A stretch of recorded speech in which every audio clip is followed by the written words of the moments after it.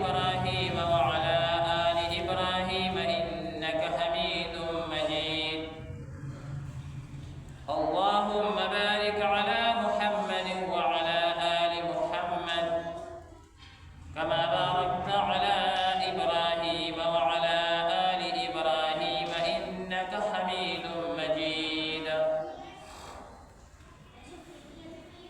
سماعز المنذر رمضان المبارك عن قريب روان دے. اللہ تبارک و تعالی دے منگو تاسو رمضان المبارک دا جمدیو ساتلے کی او مخکنا دا عرص سو پیری ما کڑے دے چی نبی کریم صلی اللہ علیہ وسلم بعد رجبنا دا دعا قولا چی اللهم بارک لنا فی رجب و شعبان وبلغنا رمضان. یا اللہ منکا رجب او شعبان کی برکت را کی او رمضان تا منکر سے یعنی منکا جمدیو ساتی. حضور صلی اللہ علیہ وسلم حقا دا جوان سرا و دا دنیا سرا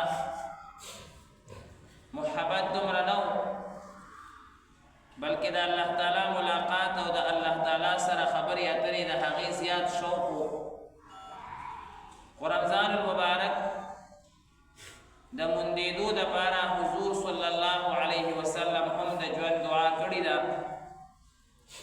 او دا دی دا پارا یا رمضان ہم دا اللہ تعالی سر یو ملاقات دے. دا فلسفی والا حضرات وی دا انسان دا دو سیزونو نا جوڑ شوے دے، یو بدن دے او بل روح دے. کله چې انسان نا دا بدن تقاضاګانې کمی شي نو بیا د روح تقاضا هغه سیوا شي. یعنی چې د بدن خوراک څښاک او خواهشات دا د انسان کم شي نو بیا روح په ترقۍ باندې روان شي. او کله چې انسان د بدن خوراک څښاک او خواهشات او شهواتو ته ډېره توجه ورکوي نو بیا روح کمزوری کیږي. رمضان المبارک کې د هر روزهدار د بدن خوراک څښاک او خواهشات هغه په خپله باندې راکم شي نو روح ته ترقی میلاو شي. او کلم چې روح ته ترقی میلاو شوه نو بیا د الله تبارک و تعالی د ذات سره رابطه هغه جوړه شي. لکه دا روح د انسان دا د الله تبارک و تعالی حکم دی. یسألونک عن الروح قل الروح من امر ربی. روح دا د الله تعالی په حکم سره شوی دی. بدن هم دا الله تعالی په حکم سره پیدا شوی دی، خو دې کې میس کې دا میټیریل او ماده راغلی ده او په روح کې دننه میټیریل او ماده هغه نشته، ځکه روح موږ ته ښکاري نه. او د روح تقاضا هغه پوره کېږي په دې باندې چې انسان په روح باندې محنت وکړي. او په روح باندې د ټولو نه لوی محنت هغه روژه ده. یو انسان که زر وظیفې وکړي او زر رکعاته نفل وکړي او ډیر زیات ختمونه وکړي او هر څه وکړي لیکن چې یو روژه وساتي د هغه روژې چې کوم انوارات او روحانیت دی نو هغه ترې نه سیوا دی، زیات دی. ځکه تقاضا د روح هغه پوره کېږي. د روح تقاضا چې پوره کېږي نو روح خوشحالېږي. د بدن تقاضا چې پوره کېږي نو بدن به هغه خوشحالېږي. اوس د روح تقاضا هغه پوره کېږي او د بدن تقاضا هغه موږ شاته کړې ده، نه خوراک څکو نه شتاک څکو نه نور څه، نو روح هغه خوشحاله وي. دې وجې نه رمضان المبارک کې هر یو کس دا خواهش او تمنا لري چې الله سره مې ملاقات وشي، الله رانه راضي شي. په څه طریقه باندې عبادت وکړم، په څه طریقه باندې تلاوت وکړم، څومره زیات نوافل وکړم، په دې هر څیز کې بیا کثرت پیدا شي. دا الله تعالی رحمت هم ځکه متوجه وي اوله اشاره د رحمت ته کنه چې دا الله تعالی رحمت متوجه وي او چې دا الله رحمت کثرت ته ورسي نو بیا الله وایي بس ما خو دومره رحمتونه راوورول سره دی اوس په مغفرت شروع کړي نو بیا مغفرتونه چې کوم دی نو شروع شي بیا شزاره مزاره بقایان جهنمیانو هغه جهنم کې پاتې وي نو اخر لس ورځې ورته الله تعالی خو بخنه سیوا کا چې بس دا شته جهنمیان جهنم کې پراته دي او مسلمانان دي هغه یې بس چې کوم دی نو جنت ته داخلوم یعنی انتها د رحمت او د مغفرت د الله تعالی چې الله وایي بس دا ټول زه نور جنت ته داخلول غواړم که خو حدیث مبارک کې راغلی یو کس دې میاشت کې او نه بخلی شي نو هغه ازلي بدبخت دی او هغه ته جبريل علیہ السلام غونتی عظیمی فرشتی خیره کړی دي او حضور صلی الله علیه وسلم پی آمین ویلی دی چې دا د تباه و برباد او هلاک دي شي چې دومره د الله تعالی رحمتونه وریږي او بخنه د الله تعالی شروع ده آخر کې الله تعالی یو فیصله کړی دی چې بس دا ټول جنتیان شي هغې باوجود یو کس داسې عمل کوي چې الله اوس هم د هغه نه راضي کېږي نه ترې نه خوشحالېږي نو دغه کس په بدبختۍ کې په هلاکت کې بیا هېڅ شک هغه نشته دا کوم آیت مبارکه چې ما تاسو ته ولوستو الله تعالی فرمایي یا ایها الذین آمنوا ای د ایمان خاوندانو کتب علیکم الصیام په تاسو باندې روژې فرض کړی شوي دي کما کتب علی الذین من قبلکم لکه ستاسو نه مخکینو خلکو باندې هم دا فرض شوی وي لیکن دا خو یو روجه فرض کېدل شو د مخکینو خلکو حالات هغه ذکر شو الله تعالی اوس دا فرمایي چې دا روجه مقصد څه شی دی د روجې مقصد څه شی دی لعلکم تتقون دا دې دپاره فرض کړی شوي ده چې تاسو کې تقوا راشي اوس تقوا او پرهیزګاري دا صرف په روجه کې نه ده بلکې دا روجه الله تبارک وتعالی د دې لپاره مقرر کړه چې دا دېرش ورځې انسان په تربیتګاه کې تېره کړي تربیت ته لاړ شي او دا دېرش ورځې د تربیت وشي نو که ستاسو خیال یې دې دېرش ورځو کې چې د انسان روژه وي او کله خطا شي او خولې ته څه د خوراک راوړي زر ورته رایاد شي زما خو روژه ده زر اخوا کړي یا اوبه زر اخوا کړي زما خو روژه ده بدنظري زر ویاره ما خو روژه ده غیبت کوي اوهو زما خو روژه ده یعنې د ګناه چې څنګه راځي نو ډایرک ورسره د انسان دا تصور راځي چې یاره زما خو روژه ده زما خو روژه ده زما خو روژه ده که خوراک کوي هم که څښاک کوي هم که ګناه راځي نو هم زما خو روژه ده زما خو روژه ده د مقصد د روژې هغه دا دی چې الله تعالی وایي چې دې روژه کې ته په ځان باندې ګناه بند کړې ده حلال خوراک دې بند کړی حلال څښاک دې بند کړی چې دا ستا ټول کال دا تربیت شي ټول کال ستا دا تربیت شي دا اصل روژه ده چې دا 11 میاشتې بیا ته بدنظري کې او ستا دغه ټایم دا سوچ راځي چې یاره ولې رمضان المبارک کې ما حلال خوراک نه خوړو اوس چې کوم دی نو دا حرام کار ولې کوم بدنظري ولې کوم موبایل کې غلط څیزونه ولې ګورم غیبت ولې کوم دروغ ولې وایم د مسلمان حق ولې وایم دا ټولې خبرې اوس باقاعده دا یو تربیتګاه ته موږ داخل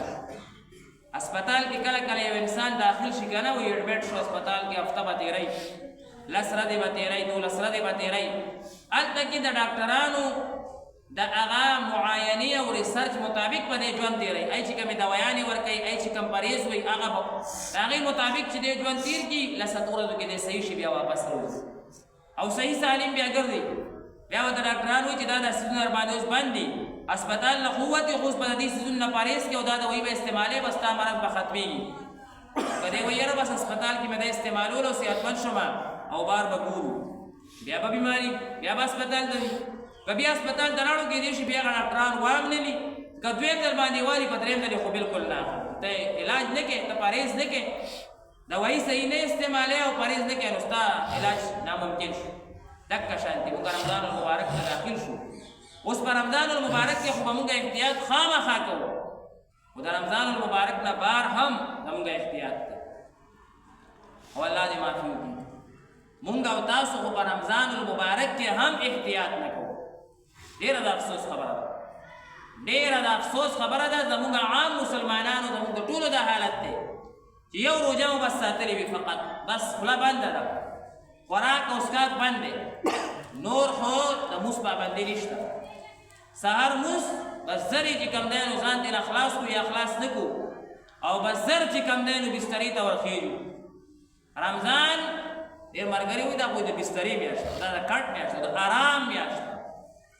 رمضان کې خو ځان ملا به وتړئ. نبي کریم صلی الله علیه وسلم به ملا تړله.